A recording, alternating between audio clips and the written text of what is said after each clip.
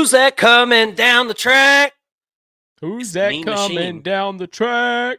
Yeah, it's the Mean Machine, and it's in red and black. Yes, sir. Welcome Go to the Dogs. First and Long College Football Show, where we told you so. What a weekend. Week 8, college football. We've got the overreaction show locked and loaded for you. We've had some really, really good football this weekend, but nothing any better than what we just saw out in Austin, Texas. Well, unless, of course, you're a Texas fan. And in that case, if you're one of the nice Texas fans from this week, which was actually very few, uh, I think Texas is still a good team. I don't think this means that Texas is some kind of bad team. But to all the rest of you that were complete buttholes and jerks online, which I'm going to look up some of those comments, this one's for you. Welcome to the SEC, Oklahoma. Welcome to the SEC, Texas. This is what it's like playing with the big boys. You might get smacked any given Saturday, especially when you bumping them gums. How'd you enjoy this weekend, Mason? Oh, it was very fun, especially the last game there that we just watched. Georgia really dominates Texas. I think that the score maybe doesn't indicate how the game looked. Of course, everybody here was watching that game, but it felt to me like Georgia was in control. Beat Texas and beat the refs, in that game. I hate to say that, but that was a really bad game. It was not called very well on the refs' part. You and I don't. I guess we can jump right into this, but the call where the fans stomp their feet, pitch a fit. You're going to see more people do that now, by the way. Yeah, yeah, you're welcoming fans to throw trash onto the field in order to get a call to go their way. That was just absolutely pitiful. Texas fans, that's not what you do in the SEC. Don't look at what Tennessee does, but for the most part, it's not what you do. Like, stay classy, Austin. Come on now. That was pretty pathetic in my opinion, and shame on the refs for overturning a call that's not reviewable. Like, that they already announced on the field. They already announced it. Yeah, that it was not reviewable. Yeah. Unbelievable. And then, the time that it took for, the refs stopping the play and all that, Georgia could have snapped the ball and kept it going, And I just thought that was a shame and an embarrassment for that ref crew. Well, welcome to 2024, where you can lay on the ground and stop the game, or you can throw inanimate objects out onto the field and also stop the game. Yeah. That's where we're at. And there's no repercussions. There's not even so much as a warning to the crowd from the refs. How is that? I mean, that's a 15-yard penalty. It should be, no doubt about it. But, I mean, with all that to the side, how about that Georgia defense tonight? I mean, that was an inspiring performance. That was what Georgia looks like as an underdog. We've seen it before. It's been a long time. But I felt like Georgia really channeled that this week. And you could tell by Kirby's post-game press conference, there was an absolute chip on his shoulder, man. And this team had that same identity this week. And if you watch this game, which I'm sure most of you did, tonight was the perfect example of why Kirby Smart is a multinational championship winning head coach, because of the way that he can motivate and the way that he can rally troops in really, really important situations and games.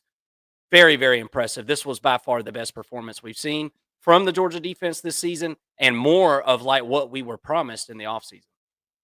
Yeah, the defense definitely stole the show here. Offense really sputtered. I mean, I expected more haymakers to be thrown on the offensive side of the football, but they were turning the ball over, which I said would be an issue in this game because Georgia has opened up the passing game a ton. They just did not really kind of ever find a rhythm. It seemed like on offense, that they were off sync, and you could really see it in the way Carson was kind of rushing to throw the ball. Wasn't on the same page with some of his receivers. Caused him a pick in one Uh, of those instances. well, I was going to say that, Mason. I think it may have actually been the root cause of a couple of them in a couple situations there where Carson, this pro style offense, these route trees are very complicated for these wide receivers, and this is something you and I talked about on the show, and kind of on the phone throughout the week, like we usually do. These Georgia wide receivers this season are being put in a position that they haven't been put in years past. I mean, they're going out on more routes than ever, dude. I mean, Georgia's a Yeah. pro football team. Um, but I totally agree with you, man. Carson was off, obviously, a little bit, but I mean, dude, how many drops were in this football game? Yeah, that's what I was going to say. Multiple first downs, multiple touchdowns, multiple interceptions as well. Hmm. I mean, there's ways that this game could have got way out of hand for Texas. I mean, we talked on the phone at halftime. It could have been 35 to nothing or better at halftime of this Yeah. football game if Georgia could have gotten their act together offensively. Yeah, yeah, and look, you can't fuss too much in a big win in a hostile Sure. environment. But as a Georgia fan, and as I mean, Kirby loves to see some mistakes in a win. I mean, these are coachable mistakes that you can go in and get the team right. But as far as the drops go, I mean, I haven't seen that many drops from a Georgia team in years. I mean, that was really Yeah. really bad. And I don't know what got into him. I mean, Dylan Bell on the first drive drops two balls that were very catchable. Not perfect balls, but very catchable. Shouldn't have dropped those. And then Oscar Delp drops a touchdown pass, which didn't end up mattering. Georgia scored a touchdown anyways. London Humphreys drops a first down catch in the second half that was just absolutely on the money. No, I mean, high schoolers don't drop that. I don't know what the Yeah. heck got into him. I think he was looking ahead a little bit too much, but all in all, I mean, the Georgia running game looked decent. I mean, it looked Hmm. pretty effective. They The O got the line. runs where they needed to. Yeah, Yeah. came out a little slow in the second half. You would have liked to have seen them start to lean on the run game. That's what we've seen from Georgia in years past. Is they get up to a lead and then they lean on the run game in the fourth quarter or in the second half, just in general, and kind of ice the game. And you see that boa constrictor mentality. Still kind of lack that a little bit, but that's more of a credit to Texas's defense kind of stepping up than I think Georgia just being incapable necessarily. I thought that Texas's defense actually played a really good game. Held Georgia to a couple of field goals early in the game, and then late got some key third down stops. It was a really good defensive game. The score probably didn't indicate that as much, but these are two elite offenses that were pretty much held in check. I think this game could have easily been played in the 80s, and I think that's what we were expecting. But the defenses really bowed up. The defensive line and the pass rush for Georgia was just absolutely uh, the Seven difference in sacks. this game. 7 sacks. I don't remember the last time Georgia had 7 sacks in a game. Did you see what Texas? And this is the funniest part to me. I because Texas fans have been crying all year because we talked about in the offseason after we learned about what went on with CJ Baxter and him blowing out his knee. We said, hey, this it's kind of a problem. The Texas run game's kind of a problem, and we were just nailed to the cross about it, buddy. I mean, I'm telling you, nailed to the cross. We don't know what we're talking about. We've never watched football. Texas ran for like 23 yards tonight, guys. Mhm. Texas is not a good running football team. They're not.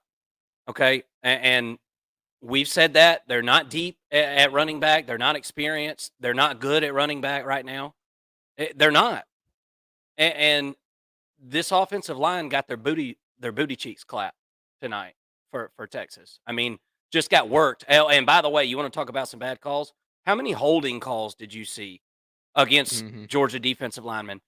Georgia defensive linemen were getting sacks while underhooked like this Yeah. from I mean, offensive linemen coming from behind them, essentially chasing them to the backfield, underhooked, no calls. I don't even think I saw a holding call all day on either offensive line. So I guess maybe it was consistent, but it was very, very poorly officiated. All right, we got a couple more things to unpack with this game. And I got a couple things I got to make fun of too. Don't let me forget to do that at right here at the end because I want to finish this off with that. So please don't let me forget to make fun of those. It's two things. Um, Arch Manning comes in this football game. I think that was a terrible decision by Steve Sarkisian. I think it Mm. was a move of desperation, obviously, um, due to the fact that Texas couldn't even muster 50 yards in the first half. I think it was a terrible decision, Mason, because from here on out, the rest of the season, anytime Quinn Ewers and you guys all saw it, it wasn't about the quarterback, guys. It wasn't about the quarterback tonight. It was about the offensive line getting tore up. That's what it was about because they haven't played a real defense all year. We talked about it last week. They ain't played nobody all year, Yeah. and they got tore up. And you saw what happened when Arch Manning came in. The same damn thing that happened when Quinn Ewers was in there. But now they've done opened up a whole can of worms out there in Austin. We've been down this road, Mason, as Georgia fans. When Georgia had, Jacob Eason and Jake Fromm, and then it was Jake Fromm and Justin Fields. This is not something you want to deal with in the middle of a season where you are going for a national championship. I don't know if Texas played like they played tonight. There's other teams that could beat them too, but we'll say they're a national championship contender because they still are at this point. Um, I don't know, man. Well, I mean, This I'll push back just a little bit on that because I do think that Arch adds a different dynamic with his legs. Obviously, they they were actually using him pretty effectively when he did come in. My he had my one good run, one run. Yeah, yeah. My issue I have is that you went back and forth. Like we didn't see him come back out in the second half. They didn't make the full switch. They just wanted, Well, by that's what I'm saying. Sarkisian's words, yeah, Yeah. they just wanted to get Quinn settled a little bit. Well, I mean, I don't How know. does that settle Quinn? How does benching your starting Right. quarterback settle him? I don't understand that one. Well, and it Um, just it creates a mental um a little bit of turmoil, I think, there between the two. I mean, you see the two sitting on the bench together. They won't even talk to each other. They're yeah, not helping each other. They're in competition. yeah, You could miss me with this whole, oh, they're best friends and they just help each other out. These dudes are trying to make millions and millions of dollars, and every play matters. So yeah, it's cutthroat. I mean, off the field, sure, but when they're in practice and trying to play in football games, every snap counts. yeah. I think they're in a little bit of a conundrum there in Austin, and they brought it on themselves, honestly. Well, and that's my point. Let me be clear. The point is now every time that Quinn Ewers does something wrong, he's going to be in the back of his head, in the back of every fan's head, in the back of every wide receiver's head, and everybody else on that football team. All right, who's playing quarterback next drive? Every single time for the rest of the season. And I just don't.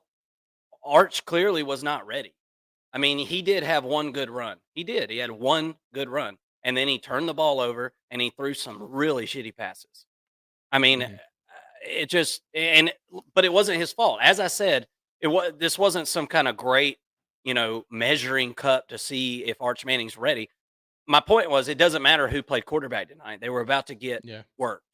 And now you've got a quarterback controversy. If you didn't already have one, now you really got one. All right. And last thing, I think the last thing I just wanted to make fun of real quick. It is 2024. Why is Texas's marching band dressed like mariachi band members? Okay. I didn't see that. Um, I mean, just look absolutely foolish as all get out. Just some of the worst, ugliest outfits I've ever seen in my life. Look dumb as hell. Um, Number two, Steve Sarkisian. The last thing, just the finishing touch for you, buddy, when you show up in your probably like Lamborghini or whatever it is when you show up to your stadium with your aviators on. We just need to get that man some diamond stud earrings real quick, and he'll be just the full part. He looks like one of the Tate brothers or something when he shows up to the stadium. Miss me with all that stuff and all that. I mean, metrosexual bullcrap that he's got going on. I mean, I like what Kirby said at the end of that football game, and I am biased because I am a Georgia Bulldog. Go Dogs! But Kirby said at the end of that football game, he said, I'm not about all this pomp and frill. Hmm. We're not about all this pomp and frill." And I speaking loud and clear because I've said the same thing the whole time I'm sitting there watching the game. You got drones in the sky doing fireworks and all that. That stuff's awesome. That's great. Um, and the coolest guy in the stadium shows up and it's your head coach. You know, uh, give me a break, dude. Give me a break. Steve Sarkisian is soft as all get out, and looks like a complete dork, showing up dressed in like his older brother's clothes or something for Halloween. Uh, give me a Did break. you did you have some comments queued up? I know you had mentioned that at the top of the show. I don't have him queued up. I'll pull him up. Let's go to this next game. I'll pull him up and we'll look at him here in just a bit. We don't have to. I think I've laid it on pretty thick. I might be misconstrued as a jerk if I keep going any further. Yeah. Whether or not the shoe fits, I don't know. I don't really care. UGA stomps the shit out of Texas 30-15. So there's that. Texas going to need a cleanup off the back of your legs. You have doo doo on them. Alabama at Tennessee. I wrote this score down wrong. Tennessee 24, Alabama 17. Congratulations, Tennessee Vols. That was a big, big win there at home. Now, the last two times that Tennessee has hosted Alabama, they've been able to come away with the victory. This one looked nothing like the one that we saw 2 years ago. Couldn't have been polar opposites.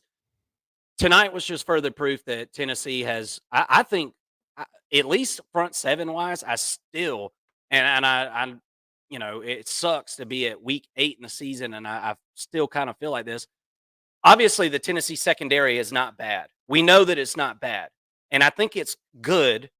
I don't know how great it is, but the rest of that defense, that front seven, I think it's the best in football right now. Now, I know Keenan Peely has went out, so we'll see there. You got some guys having to step up in that situation and looked good. I mean, the defense looked great. Yeah.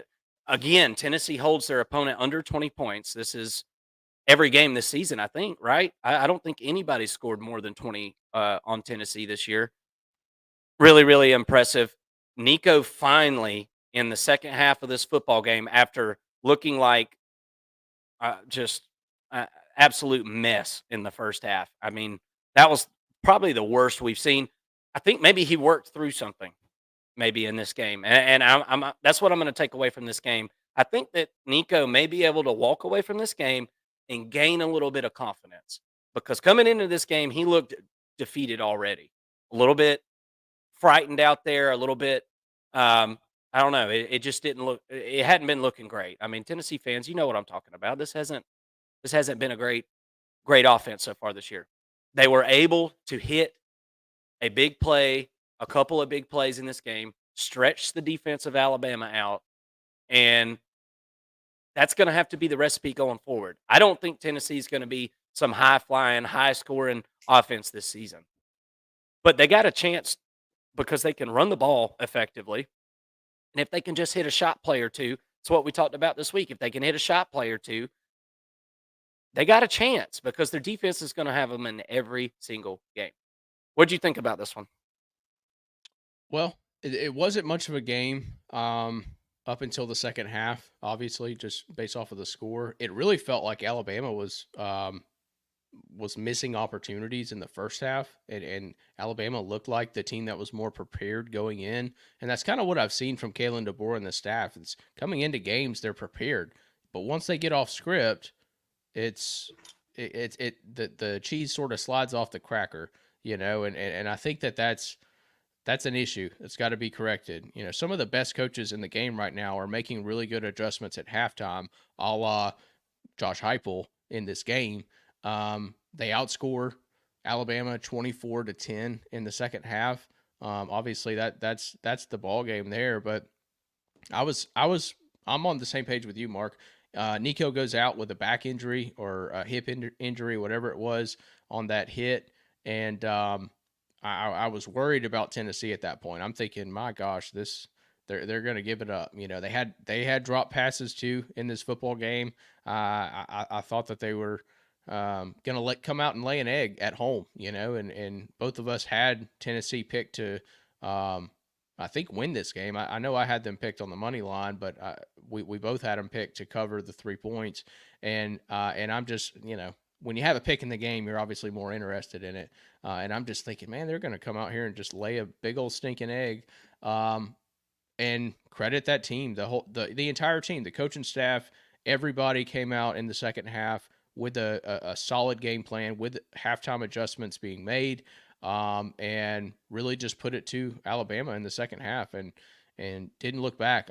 You saw the pass rush come in a way that we haven't seen Tennessee really do. I mean, they've been affecting the quarterback, but they haven't been getting to the quarterback. We saw James Pierce for the first time seemingly all year get to the quarterback. I thought that was pretty enlightening for this defense, and it adds another level to the pass rush and this defensive front for Tennessee. We know how good their run defense is. They held Alabama to 75 yards this week. They added another element to me in the sack category, and they were much more effective in the pass rush to me. Well, and you could honestly say that Georgia and Tennessee, I think this week, pulled some things out of the cupboard that they hadn't really used this season. I mean, Tennessee hasn't really needed to blitz. Their defensive line has been so good, and they faced some really bad offensive lines. This was by far the best offensive line that Tennessee has faced this season. It's not even close. Um, so, you know, I feel like that's a weapon they haven't really needed to use. Georgia, on the other hand, Georgia's just getting healthier. I don't think it's something where now there was some scheming going on, obviously, in that Texas game with Georgia, and they were very multiple on defense. They did a lot of different looks in that football game, played a lot of different players. But anyway, I'm getting sidetracked. Tennessee comes away with the win. This was a huge, huge deal for Tennessee because obviously the loser of this game has got 2 losses, and that's Alabama. I continue to see things going on over on the Alabama sideline that have me a little bit concerned, Mason. Um, DeBoer does not seem like a good cultural fit at Alabama. I mean, he does not. It just doesn't match to me. Now we saw him get a little fiery on that sideline, and I'll just be honest with you. Me and my wife were watching, and she said, "Oh my gosh, he doesn't normally do that, does he?" I said, "No, he doesn't do that, but he's under a lot of pressure right now." And I think you kind of saw his emotions get the best of him, you know, on with the refs there, which I don't blame him. You know, the refs. I'll say it again, guys. I said it last week, and this goes for every game just about that I watched. There was bad calls. We got friggin' PE and science teachers teaching high school kids all week, and then getting on a jet and refing the nation's most important college football games. You know, we got to get some full time refs in college football. People just these coaches are going to absolutely. One of them's head's going to pop, or mine's going to pop. I was in here watching this football game, and my ears were solid red. My face was flushed. I mean, I'm just like, are you kidding me? All right. Anything else on Alabama, Tennessee? What do you think about Alabama? Where does Alabama go from here, Mason? Because look, I mean, you still got you, and I'm going to pull up the schedule. I know Alabama's obviously still got LSU, and you've got Auburn there at the end of the season, which is Auburn gets worse every week, and I think that's a really bad sign for any program, especially whenever you're in the second year of a head coach. But um, where does Alabama go from here, man? Because I do you see what I'm talking about on the sideline too? I mean, the players just if Malachi Moore is talking, not Dab. Oh my gosh, I called him Dabo. DeBoer, uh, he's not hearing anything DeBoer's saying. This guy has no respect, and DeBoer does his best to dap him up, and he's the leader. He's the leader of this thing. That dude ain't got no damn respect for him, dude. I No. don't know what the deal is, and I saw other players for Alabama throwing fits on the field and on the sideline as well, unlike anything I've seen over the last 15 years there. So obviously, something's not jiving and something's not mixing. Well, and I keep seeing it with DeBoer on the sideline. It looks like he's lost, man. Like when they cut over to him, and after Alabama makes a bad play, I saw specifically one play, and I forget which one it was, but Alabama makes a poor play, and DeBoer is like standing in between the sideline and the bench, like he wants to go, give his players an earful, but he's like scared to, is what it feels like he doesn't want to hurt feelings or something. I don't really know what's going on there, but he clearly does not have a great sense of leadership, in this with this football team. I like Kalen DeBoer as a coach. I think he's an excellent coach, but something is not right with this team right now, and I don't feel like he has the reins. It's kind of my take on it. Now, as far as where Alabama goes from here, I think when you're number 7 and you lose to number 11, first of all, Tennessee fans, shame on you for storming the field after this. Like as if you had no chance at winning this football game. This was not a storm the field moment for Tennessee. I thought that was kind of embarrassing for the fan base, but I think Alabama now, after yes, you beat Georgia, right? You definitely deserve to be in the top 25. You lost to a number 11 team. You lost to Vanderbilt, which I guess is a top 25 team. I don't even know where the AP has them, but you know you almost lose to South Carolina. I mean, we've seen several weeks now where Alabama has really wet the bed.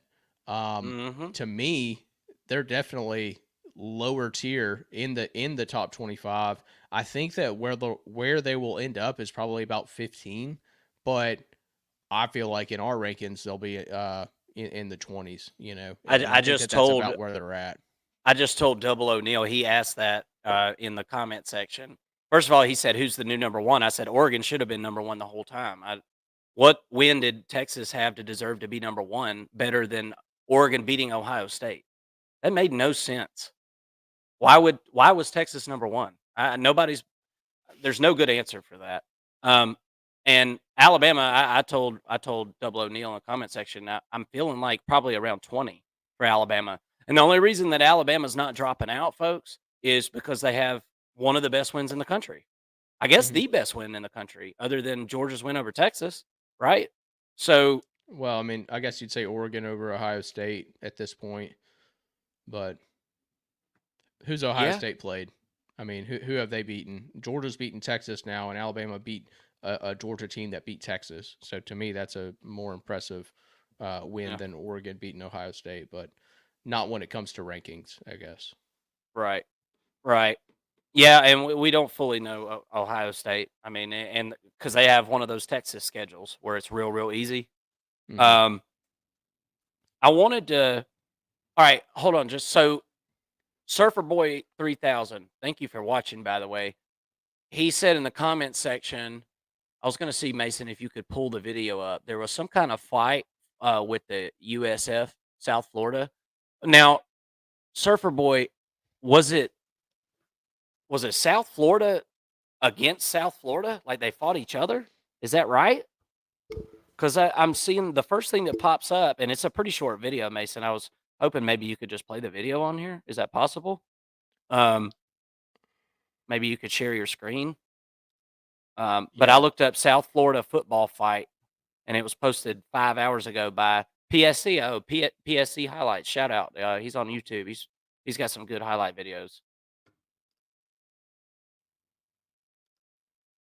Let's see. The ABC execs wanted Arch in the game so bad they started showing him on the side.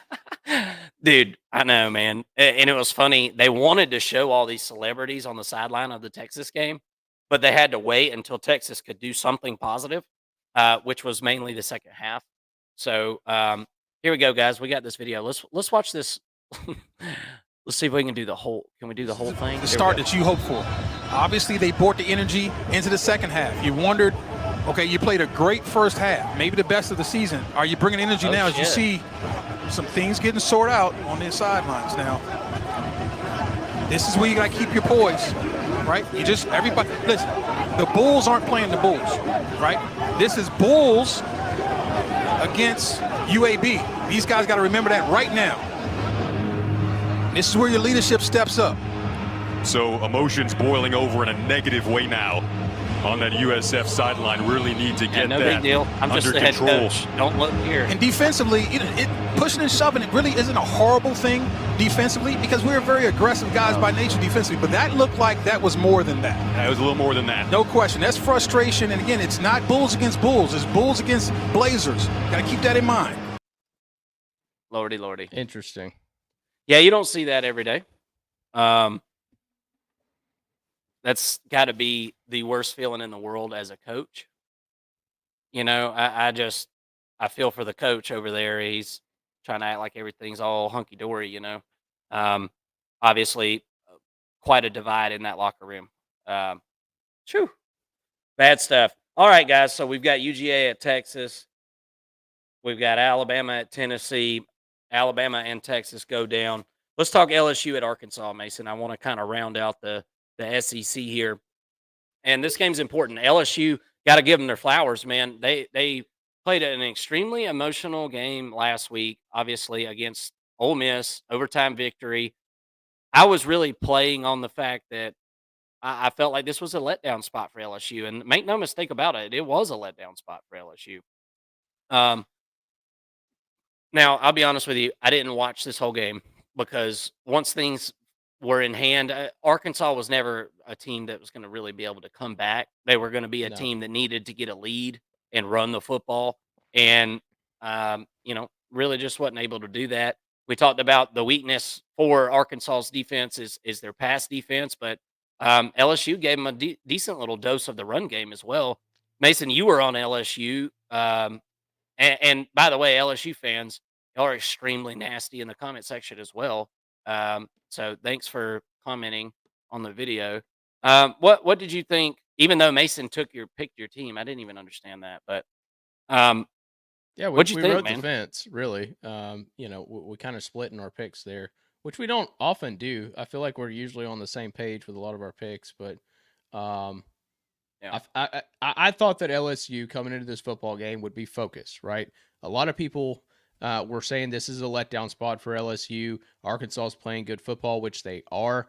Arkansas is coming off of a bye. They get this game at home, and I get all of that. But LSU is in the process of building a really good football team. And that's what I saw out of them in this game.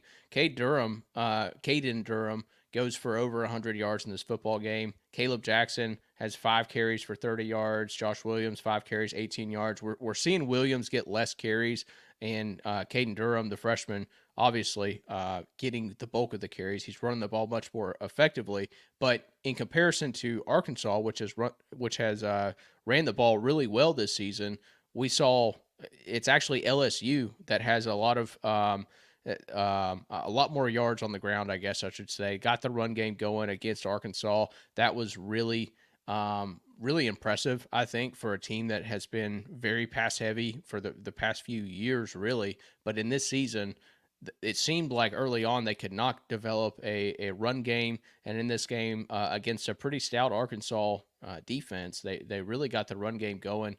And then on the flip side, they were stopping the run for Arkansas. It was a real SEC type of battle here.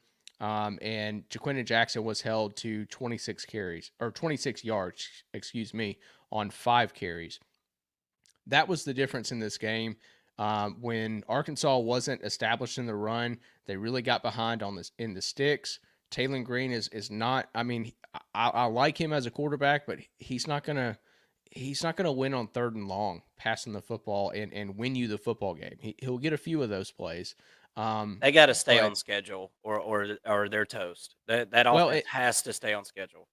And on top of that, one of the main reasons I picked LSU in this football game is because Taylor Green went out last game.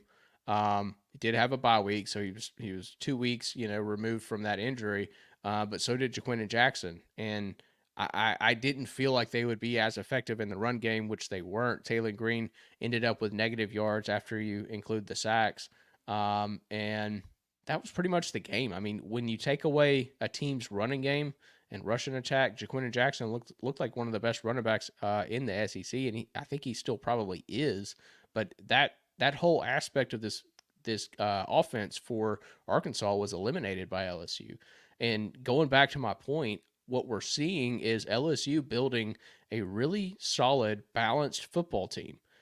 It really reminds me of 2022, and I keep saying this, and I'll keep saying it until I'm blue in the face. 2022 Ohio State, when they go out and get Jim Knowles as a defensive coordinator, and the defense finally starts to complement the offense.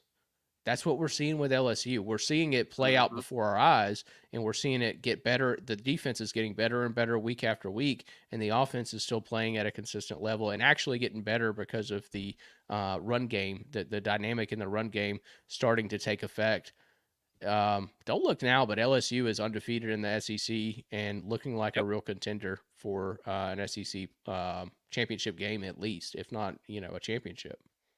Yeah, absolutely. And looking really good for a college football playoff berth at this point. I mean, even beyond the SEC, and I think we're getting to a point in college football where, I know the conference championship means you get a bye or whatever, but really the ultimate goal is just make the 12-team playoff. That's the biggest thing is make the 12-team playoff.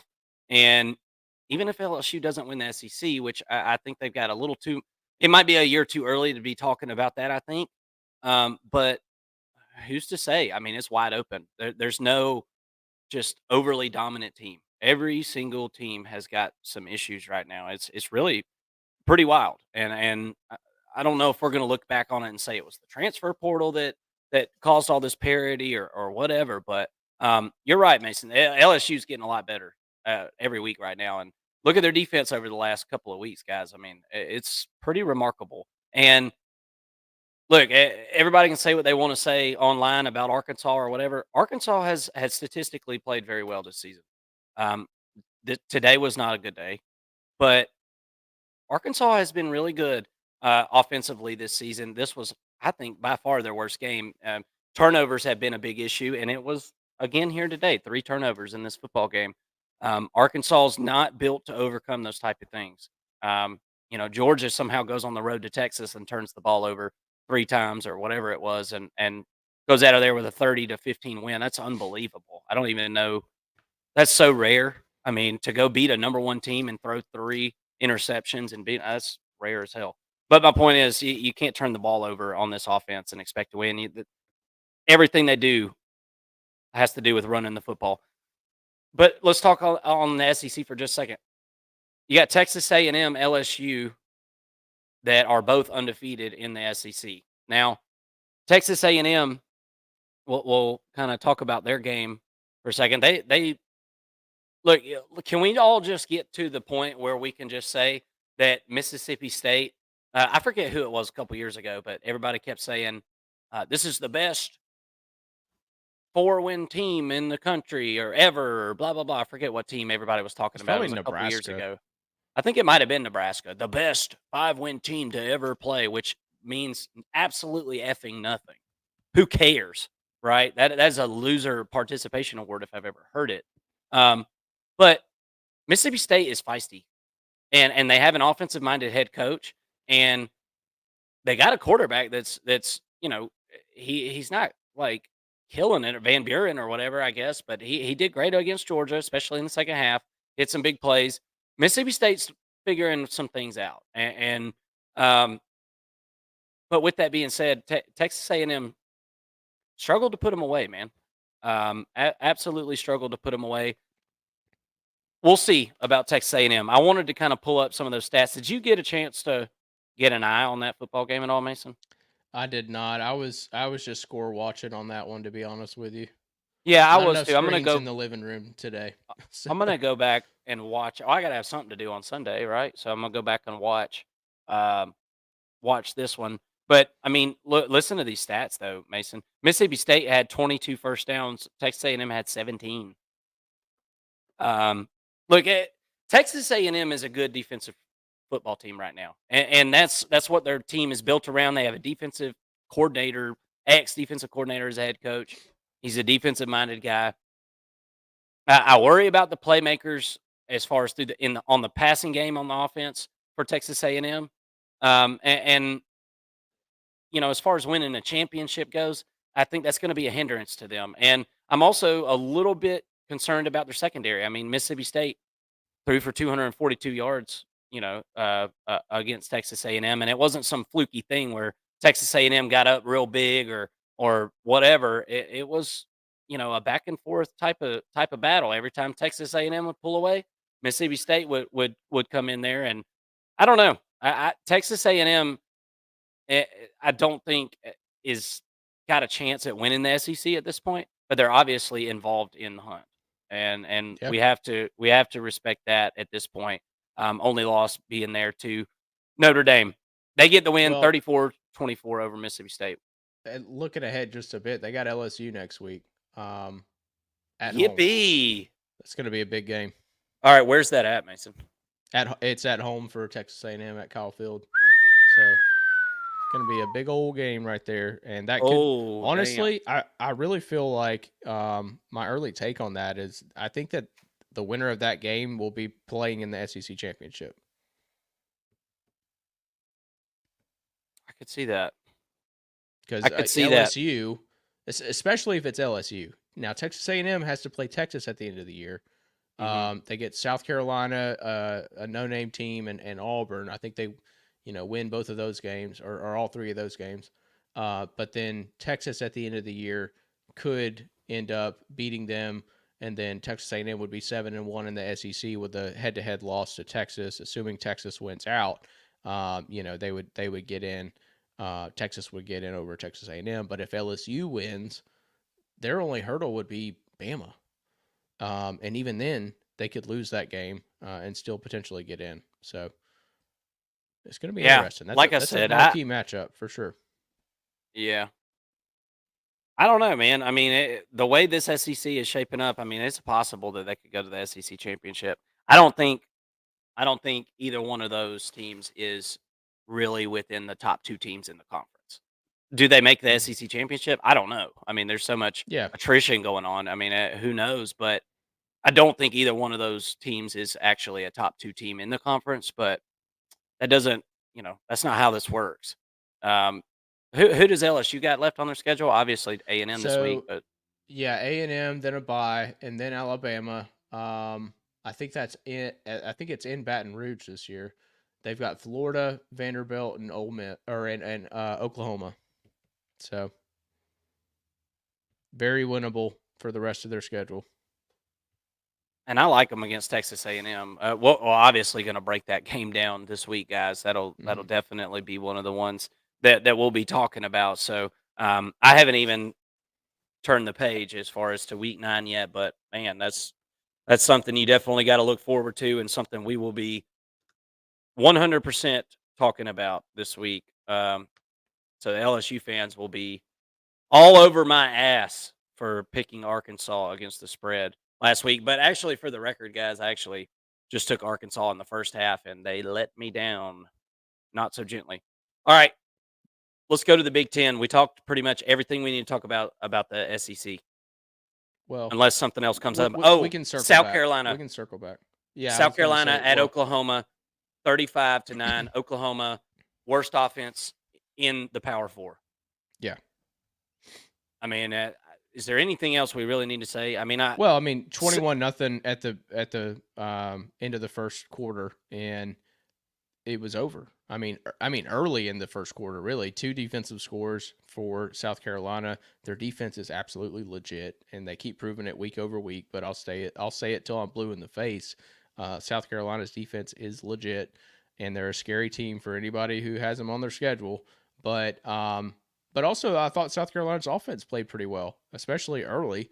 They kind of slowed down later and probably protected the football and made sure not to have turnovers, things like that. But it's pretty good little win for South Carolina. Another Beamer Bowl type of environment. I don't know how these Shane Beamer led teams keep doing this, but They force turnovers and score when they get the opportunity, and it leads to really close ball games. And then when they have a normal drive, it seems like they're punting. They're going 3 and out and punting or something like that. It's really bizarre to watch a South Carolina football game, but highly entertaining.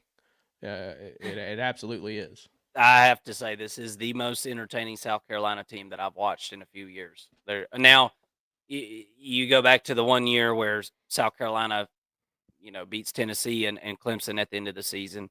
Hmm. But this South Carolina team to me is pretty interesting to watch, and it's because of that defense. And um, Hmm. Oklahoma, I mean, it's really bad. Look, Seth Luttrell's got to go. Seth Luttrell's got to go. Me and my dad were talking about it today. Imagine you took over operations for a company, right? And in your very first year, you just completely fail the company. All operations just fall apart. Are you keeping your job? You think you're keeping your job? Because I know the answer to this, and the answer is no. You're not keeping your job in the real world. So unless Seth Luttrell is just part of the good old boys club at Oklahoma, old boy needs to kick bricks because this season in general, offensively for Oklahoma, is a complete failure to launch. And if the head coach isn't willing to say that it's on Seth Luttrell, then it's on the head coach. Imagine if Oklahoma had Jeff Lebby, he had stayed, and what this team could possibly be. I mean, the offensive line probably still not great, but this is bad.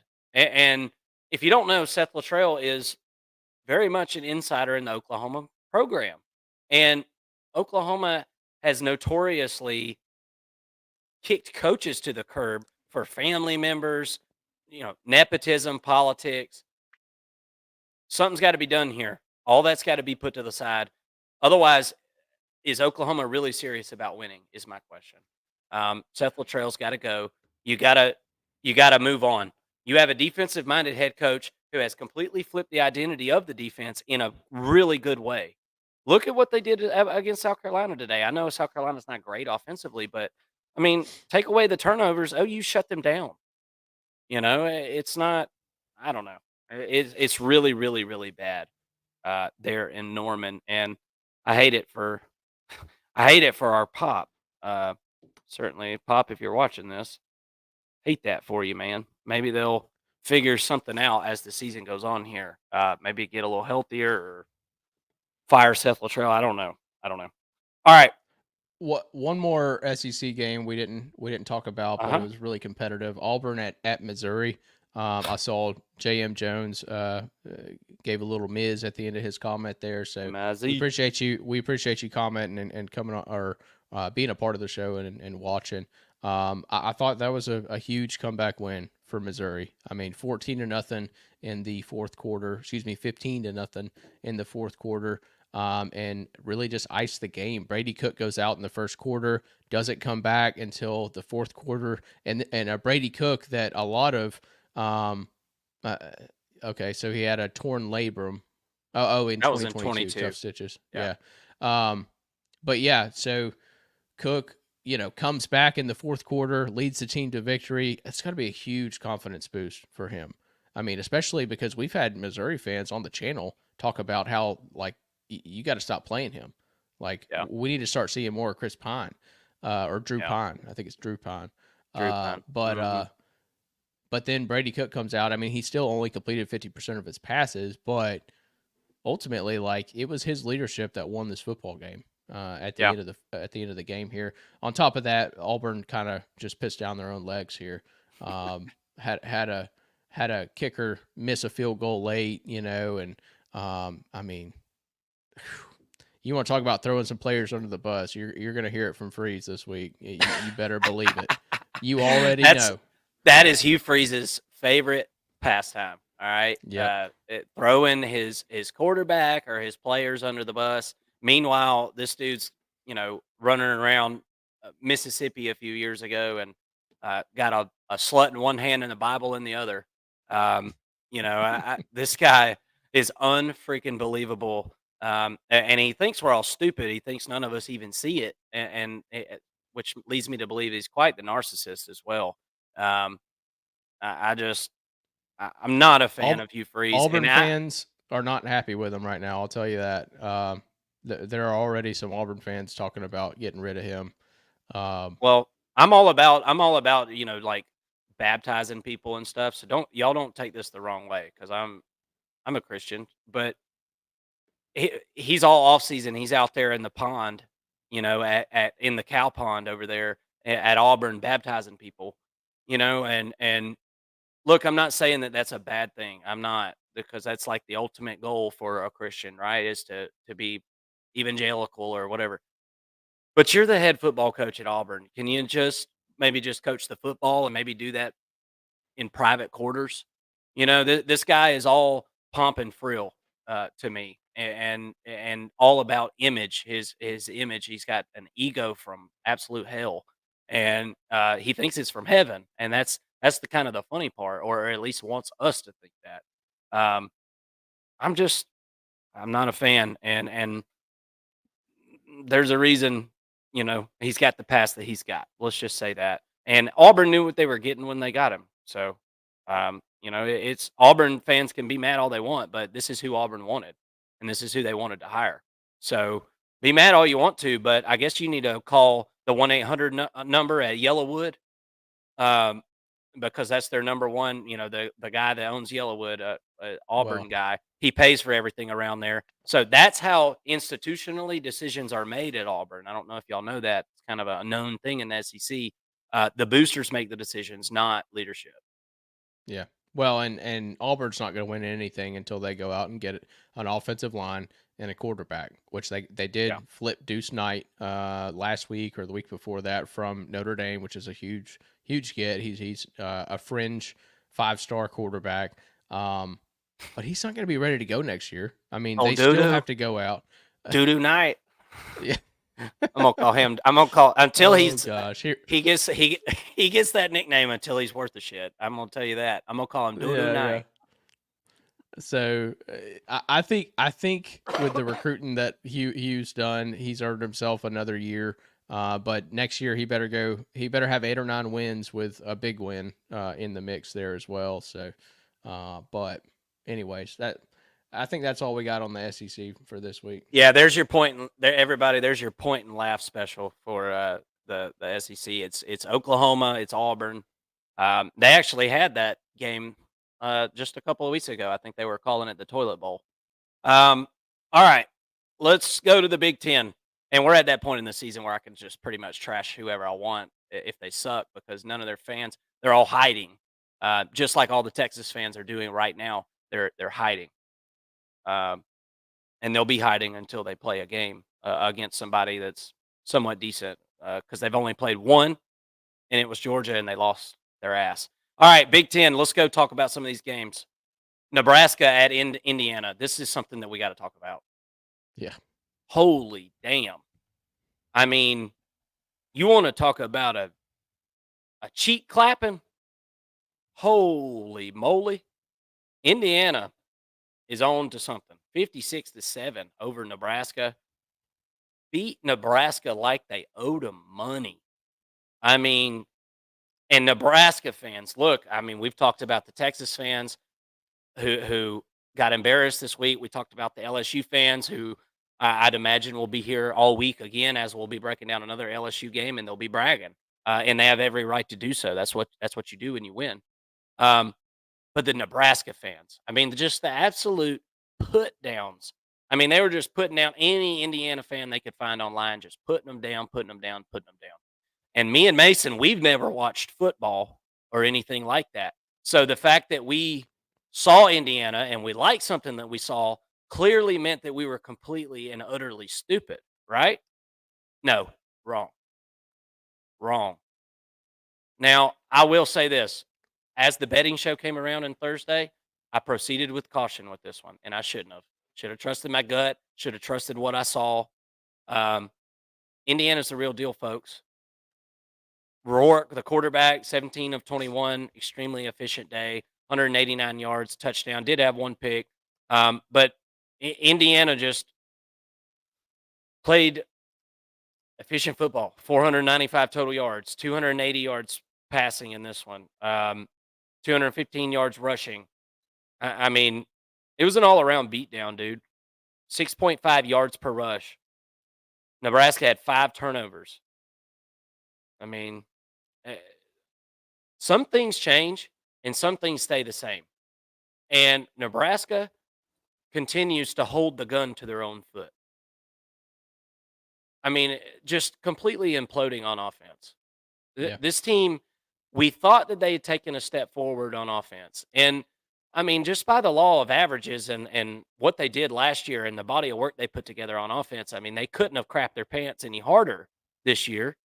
And they've definitely got a couple of pieces that are better, but man, they are still very mistake prone and kind of disappointed in Matt Rule, honestly, a little bit in this situation. Not having his team ready to play, obviously. Yeah, I mean, Cignetti is just absolutely the story of college football right now. I'm in the scared of coaching Cignetti. circles. I don't want to play him. No, I don't want to play think, Indiana as a Georgia fan. I swear to God, I don't. Yeah, I mean, and I told you, I feel like it's Oregon and Ohio State are in a tier above everyone else in the Big Ten, and then like right below them, just like a smidge below them, is Indiana right now with this big win. I think Nebraska is a much better team under Matt Rule. He's gonna take some criticism for this loss because it was such a big loss, but I still feel like this Nebraska team got better this year, right?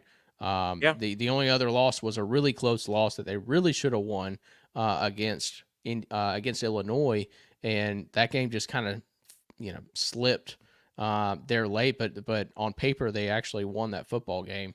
But what was so impressive is Curtis Rourke goes out with a hand injury, cuts his hand, really similar to Cam Rising's injury, and it makes me worry. But they didn't skip a freaking beat. He was out. He was out for like the whole second half. And they just kept scoring. It was really impressive, really dominating on both sides of the football. Once again, the red zone touchdown efficiency for Indiana is just immaculate. I'm going to read some of their drives for you here, Mark. Opening drive, 8 plays, 75 yards, touchdown. Next drive, they had 5 plays, and they turned it over on downs in the red zone. That was their only red zone attempt that didn't end in a touchdown. 6 plays, touchdown. 10 plays, touchdown. 4 plays, touchdown. 4 plays, interception to go into the half. 3 plays, touchdown. 4 plays, touchdown. 4 plays, touchdown. 7 plays, they punted. 5 plays, touchdown, and then they ended the game on 3 plays. I mean, you can't ask for much more efficiency as an offense. They are scoring fast. They're scoring quickly. They're getting down the field very quickly, and scoring. And also the running game got really involved in this one. And that was where Nebraska fans were hanging their hat, was on this rush defense and what they were able to do in stopping the run. They haven't given up a rushing touchdown all year. Well, they gave up 3 in this game, and I mean it was a very dominant performance. I think it'll still get understated somehow for Indiana, and people are going to look more at the Nebraska side and what is Matt Rule doing, and this is second year under Matt Rule. Where's the second year bump? Nebraska's going to go on to win some more football games, and I think that Indiana is just going to go on to continue to prove people wrong throughout the season. Is Nebraska going to win? Because they're at their 5th win already. So if history's shown us anything, they'll probably be stuck there for the rest of the season. Well, and they got Ohio State next week, so I'm kidding. Yeah, they're not getting a win next week. That's for sure. I mean, momentum. You have negative momentum if there was such a thing after this. Look. You said it. Nebraska is better this season, but look at the offensive stats. It doesn't really show on the stat sheet, really. They're better, a little bit better at protecting the football, we thought, until today. 5 turnovers, 3 interceptions, 2 fumbles. The offensive line is just garbage. That's really what it boils down to. I mean, look, you're relying on Dylan Raiola, all the offense to run through him. Nebraska can't run the football. Yeah. So you have a first-year starter, all the weight on his shoulders. And that's what he wanted. That's what Dylan Raiola wanted. He wanted it all to himself. He wanted it right now. And it was fun there for the first few weeks when he was playing, Helen Keller School for the Blind and Deaf. But then you run into a juggernaut like Indiana. Hello. Yeah. Wake up Well, call. and it's his uncle's offensive line, so I mean, he's got to blame his uncle for this. Yeah, that Thanksgiving Makes talk right it makes there. yeah, it makes Thanksgiving a little awkward. Especially if Riola's in a boot because he got sacked. So but I hate it. I mean, I think he's going to be a great quarterback. Just doesn't have He's the gonna be pieces fine. around him, and he's Yeah. making he's making freshman mistakes right now. And this is what you get when you want the ball as a true freshman. You're going to take some lumps. But we'll see. Still a lot of football to play. I think that Nebraska, probably after Ohio State, can start to get that momentum back up, and they're going to need some wins on the field and in recruiting. They really got to beef up the lines of scrimmage. They're going to lose a ton on defense this year. So how do they replace that? That's going to be a big question mark as well. Them defensive linemen don't grow on trees. Dylan Raiola responsible for 85% of the offensive production today. And if your team is relying on a first-year starter for 85% of your production long term, you're going to win 6 or 7 football games, and that's just the way that it is. The rebuild continues for Nebraska. All right, man. Let's jump into a couple of these Big 12 games, and we can just kind of jump around if we want, I guess. But I wanted to talk about Colorado actually. Going on the road at Arizona. I was betting on Colorado this week. They came through for me. It wasn't the best week in the world for me as far as betting. Hit a couple of money lines. That was nice, and that helped things. But Colorado 34, Arizona 7. Just kind of like a ho-hum, nice little victory for Colorado here. And we try to just call things like we see it on this channel, and we've been really, really hard on Colorado, especially early in the season, and then kind of didn't talk about them for a little while because it wasn't productive. We don't want to beat a dead horse. We don't want to talk about Colorado if they suck. We don't want to talk about shitty teams all the time. Well, they don't really suck. Now, Yeah. do they suck at certain aspects of the game? Yeah, they can't run the football and they can't protect the quarterback. Those are offensive line issues and they're major flaws for Colorado. But in the wild, wild west that is the Big 12, I mean, who's to say Colorado isn't sitting right where they want to sit right now? And look, they just played Kansas State closely. We just saw BYU have a real close call this weekend. The Big 12 is really hard to put a finger on. What did you think as far as Colorado and at Arizona? I didn't watch this one, and I know you probably didn't either. There was so much better games to watch, but what are your thoughts on kind of the Big 12 race and where Colorado's at? Because I think they've had a fighting chance. Yeah, absolutely. If Travis Hunter can get back to 100%, he goes out at the end of the first half, re-aggravated his shoulder. Probably shouldn't have played in this football game if we're completely honest. But with them being up 28-7 at half, it seems like Dion just did not want to put him back in that kind of situation. They didn't need him at that point. Probably started him thinking that they would. And then they get up big and he ends up coming out. Obviously that's a huge loss, but and I don't have their schedule pulled up, but looking forward and I mean, actually, so they've got Cincinnati coming up, which Cincinnati's playing pretty good football right now. Yeah, what's up with that? That's weird, huh? Right. All of a sudden, I mean, their quarterback's like top 10 in They were passing complete yards. ass to start the year. I mean, everybody was like, "No, this Cincinnati team might be the worst one we've seen in years." I don't know where this came from. So that seems like a ball game. They've got Texas Tech, Utah, Kansas, and Oklahoma State. I mean, I could see them winning all those games. I could see them losing all those games. It's the Big 12. Welcome to the Big 12 in 2024. We don't know what is going to happen, but I'm with you. I think that Colorado really proved in this game that they can win games they're supposed to win. And what was Colorado favored in this game? Yes. Okay, they were favored by like 3.5 points, right? Mm-hmm. Yeah, they blew the spread out. Mm-hmm. Yeah. So a game that they should win, but it's on the road, right? So you go to a tough environment. It's Arizona, and beat the brakes off of them. Really dominant win, and I think we're seeing the Colorado program get better week over week, and really could be a contender, I guess, in the Big 12 this year, which we said going in, like the Big 12 is wide open. We're going to see a lot of parity in the Big 12.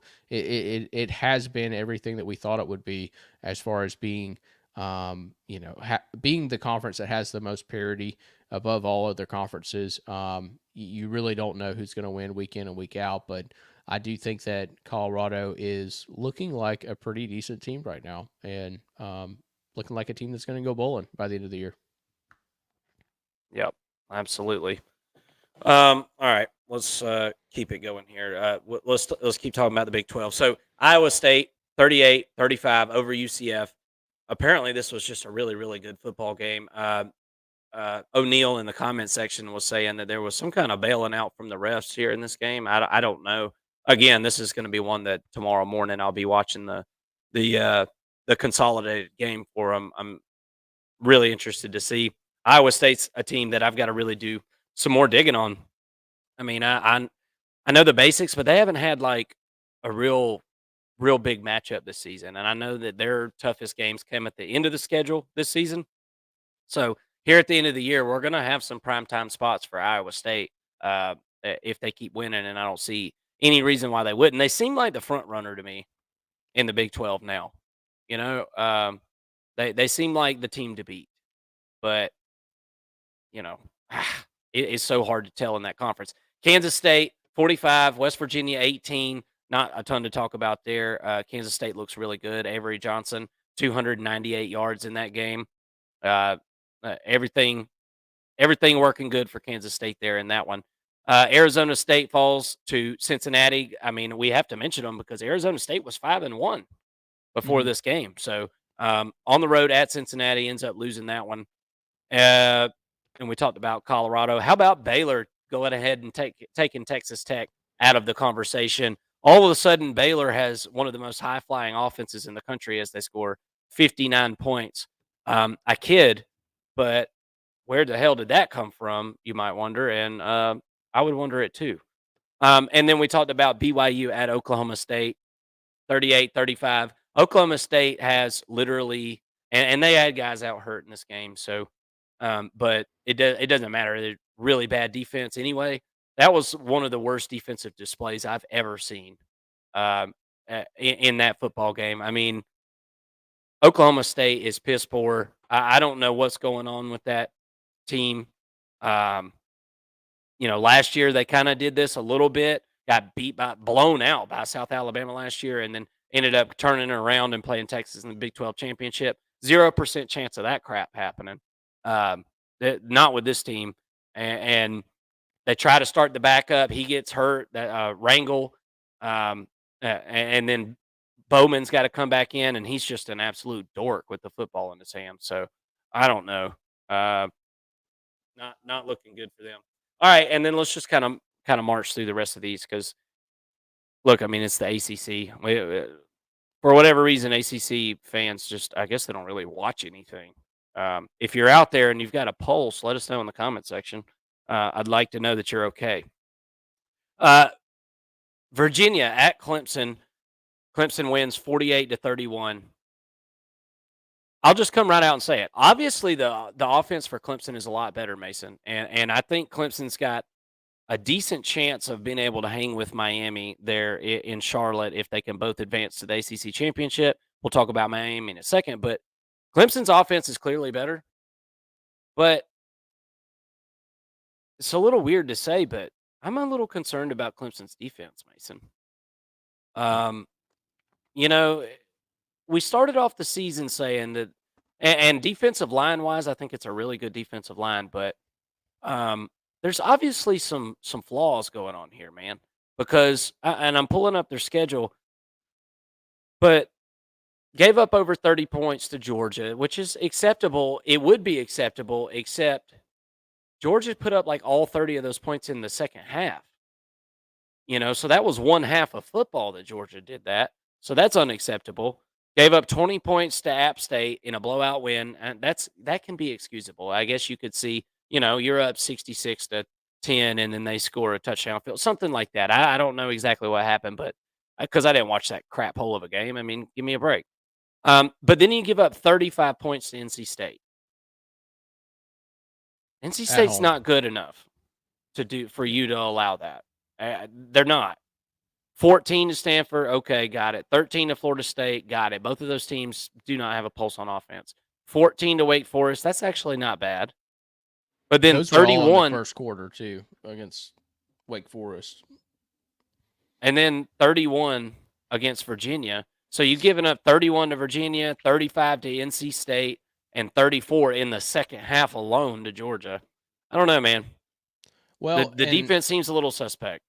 What I'm seeing, looking at these, against Virginia tonight, they gave up 21 points in the fourth quarter, right? They had this game won. They're up 48-10, and then give up 21. Probably put their second string in. Like, I'm not going to go back and watch the fourth quarter of this game. Same thing with NC State. They were up 59-14. And they give up 21 points in the fourth quarter. Like, the game is in hand, and I think that they're getting reps to some of those other defenders. Here's my question, though, Mason. And I'm not saying that you're downplaying that or something. I'm just saying, what happens when you got to play a four-quarter football game? Mm-hmm. And Miami you're not putting Miami out of the game in three quarters. I've seen enough of Miami this season to understand that they're going to be in every game because their offense is really, really good. Miami has a good offense. Their defense is a little suspect to me as well, though, I have to say. But Clemson is not very deep on defense right now. Yeah, I agree. That's really clear at this point. Well, that's the takeaway. If you're putting in your second string and third string and they're getting 21 points scored on them in a quarter, it's not a good sign. Yeah. So, yeah. Even if it's against the first string, like, there shouldn't be that much of a drop off. Yeah. And 278 passing yards to Virginia. I don't know, man. That's not going to cut it. If Virginia can throw for 278, then give me Miami to throw for, 450. Yeah. I mean, I'm just being real. I mean, you don't stand a chance in hell of stopping that offense if that's, the guys that are going to be coming in the fourth quarter. I'm just worried about Clemson's starters come the fourth quarter when they're in a close ball game against Miami or something like that. They're not going to have it. They're not going to have the fuel in the tank. Finish up the ACC real quick. SMU bludgeoned Stanford. NC State gets a win over Cal. How about that? NC State let me pat you on your little bitty head and tell you how good you did. A come from behind win at that. I mean, they had to score 14 points in the fourth quarter to win that game. Outscored them 14-0 against Cal. I wonder how many protesters were at the game at Cal there, because that's probably the only people that came out to the campus for that. Notre Dame. That's the last one I wanted to mention. I was talking to my dad this morning as we were doing stuff we were picking up tractor equipment this morning. Random thing to do on a Saturday morning. I told him, I said, Notre Dame is going to absolutely push Georgia Tech's in. And yeah, Georgia Tech got their pushed in. Yeah. And no Haynes King in that game either. Right. That doesn't help by any means. But no, for sure. But Georgia Tech can't stop the run is the problem. Mm-mm. I mean, maybe they could have scored a little bit more. I don't think they're scoring over 31 against Notre Dame's defense. I don't think there's any way in hell. If Georgia Tech scores 19 on Louisville's defense, who Miami just put up a bajillion yards for, and how dare we not bring that one up first? Why did I not talk about that game? Miami comes away with the win, 52-45 over Louisville at Louisville. Now, this was a hell of a ball game if you like offensive showdowns. It was pretty embarrassing for the defenses, though. I mean, let's just be real. Louisville, it's weird because the defense was the part that we felt like we knew something about with Louisville. It was the offense that was a bit of a mystery coming into the season. The majority of the returning production on this team was on the defensive side of the ball. You go in the transfer portal, you get Tyler Shook, and it looked like the offense fully came to fruition this weekend. But then the defense let you down. And I think it's the Jimmies and the Joes on the defensive line for Louisville. This really kind of cost them in some of these big games, at least defensively. You can't say the offense cost them anything today. Offense did everything they needed to do, man. They scored 45 points, and that should be enough to win this football game.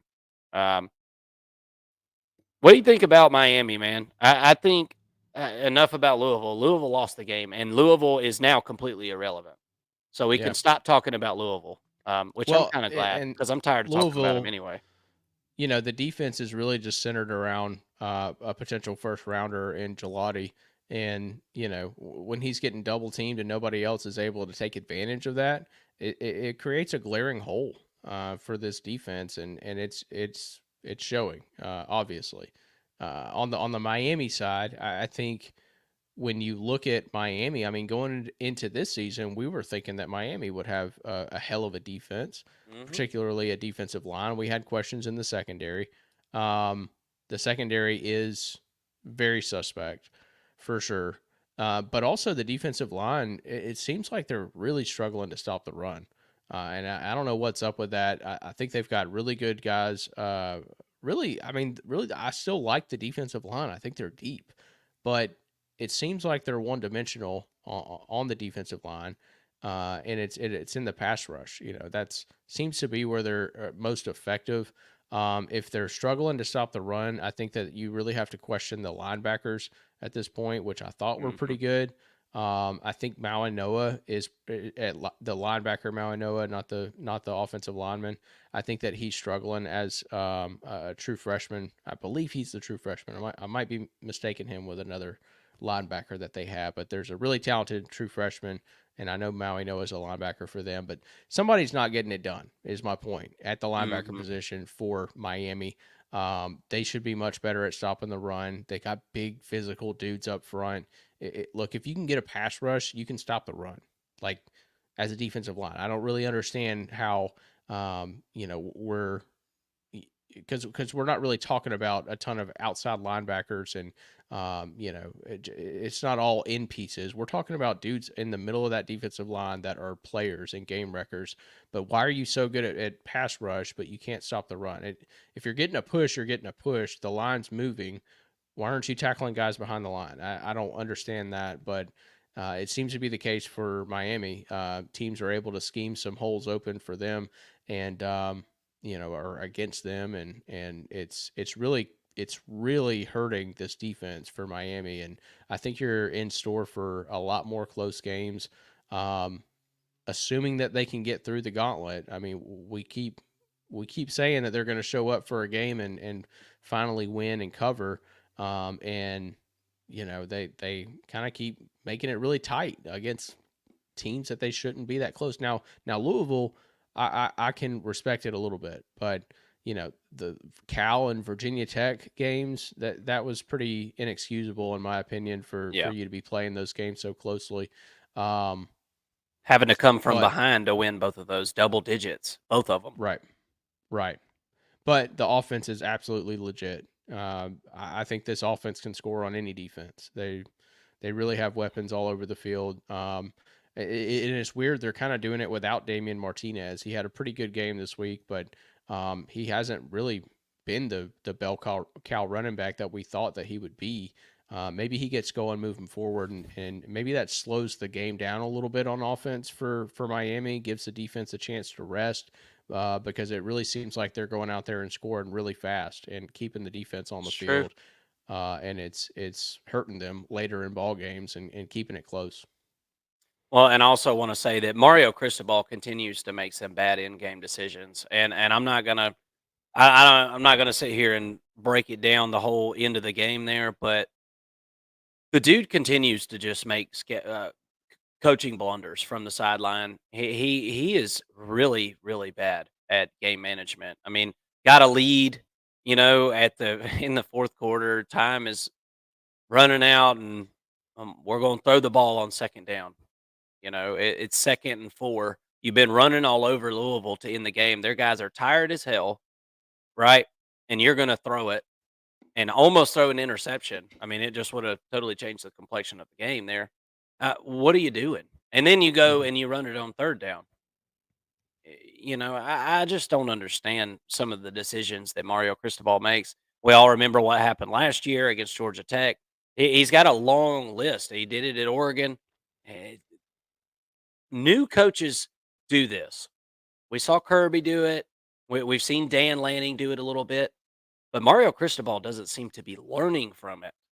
Is Yeah. is the big concern for me. And you mark my words, they're going to get in one of these close games right here at the end of the season at some point. Now, Miami don't freaking play nobody, guys, the rest of the season. I mean, the ACC is whack, but Florida State next weekend, and then you got Duke. They're hosting both of those teams. And then you go to Georgia Tech, host Wake Forest, and then to Syracuse. I mean, Syracuse, that'll probably be a pretty fun game to watch, but Miami's schedule this year is just absolute doo doo. I mean, I would listen to not be these. surprised if all of those games are close. Like, it would not surprise No, me at they're all. doing the TCU thing. They're doing the TCU thing from the other year. That's Yeah. exactly what they're doing. I think this offense is better than TCU's. Yeah. But, and I think this is more of a realistic team that actually maybe could win something just because of the fact that their offense is so dynamic. But, yeah, interesting stuff there with Miami. All right, let's just kind of round it up, man, and let's close this thing out. Thank y'all so much for watching. If y'all hadn't done it, please hit that thumbs up for us. It is completely free. And if you don't like it after you do it, I'll give you your money back after the show. Um, Let's see here.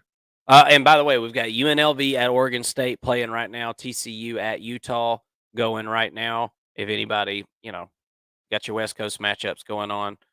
Did I mention that Georgia beat Texas 30-15? If I missed that one, Georgia absolutely curb stomped Texas's offense 30-15. In case I missed it, 30-15. All right. Um, I'll be rewatching that one. Didn't get to catch it live, so yeah, I couldn't remember if we talked about it or not.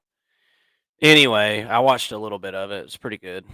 Uh, let's see. We said Kansas State, SMU won their game. Michigan at Illinois was one I wanted to bring up. 21-7. Michigan ends up beating Illinois. So bye bye Illinois. We can stop talking about you. Michigan. Huh? You said bye bye. I'm sorry. Illinois. Yeah. Illinois beat Michigan. I'm sorry. I got that backwards. 21-7. Illinois beat Michigan. We can stop talking about Michigan at this point completely. We can just be done with it. We don't have to talk about that horrible ass football team again. We've talked about them way too much this season as a nation, right? We must stop this. What a lucky national championship. I just gotta say. All right. What other game am I missing, Mason? Kentucky and Florida.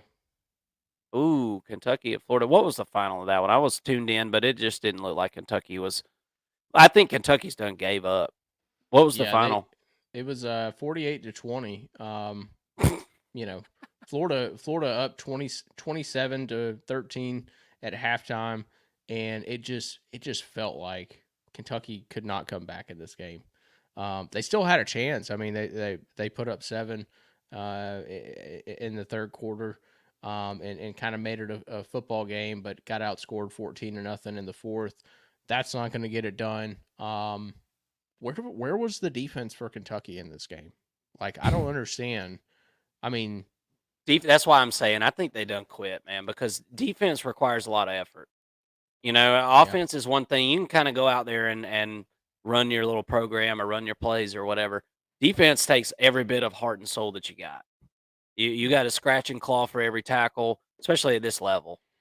Um, I guess this really just kind of begs the question for me: is Florida better than Ole Miss? interesting. I mean, You're thinking like a South Carolina fan now. Florida. I mean, Florida's offense is clearly better than Ole Miss's, right? Um, 48 points on UK. I mean, this is the kind of logic that Texas fans were using all week. They're talking about Mississippi State and Georgia. Georgia let Mississippi State score some points. Did Mississippi State score more points on Georgia than Texas did? So Mississippi State's offense is better than Texas's. Damn. How about Yep. that? That's weird how that works in their little fantasy land. All right, guys. I think that's about it. I know Army won again, so they're going to continue to be in the top 25. Navy won big again. They're going to continue to be in the top 25. That's about it, guys. And speaking of top 25, join us tomorrow. We've got a new top 25 coming out. We're going to be doing our early previews on some of the big games coming up for week 9. We got to have you guys there for the show. Come join us tomorrow. What time are we thinking, Mason? We're going to do. We've been doing a little earlier on Sunday. You want to? Well, wanna I've shoot got for- drill, so it kind Got to of do it after that. it'll be dependent on that. Yeah. So I'm It'll be thinking 7:30 or 8 then, right? I don't know. I really have no idea.